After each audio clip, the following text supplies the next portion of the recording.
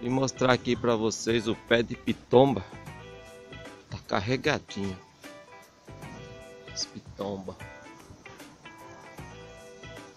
Esse aqui é pitomba. Eu não conhecia não aqui no Rio Grande do Norte.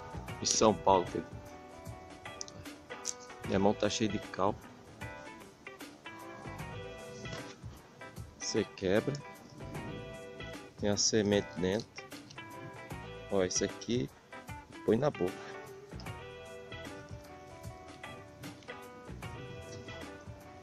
Eu sei que muitos estão aqui no Rio Grande do Norte. Ah, mas eu conheço. Mas tem pessoal lá em São Paulo que não conhece. Aí eu tô filmando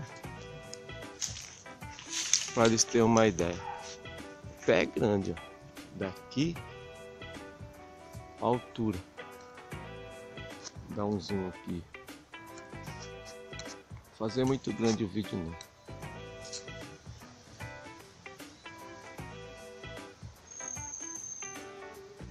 Tá carregadinho. Bom.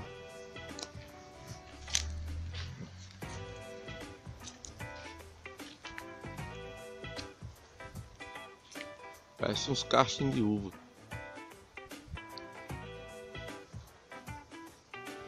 Até mais, pessoal. Terminar meu serviço ali. Boa tarde.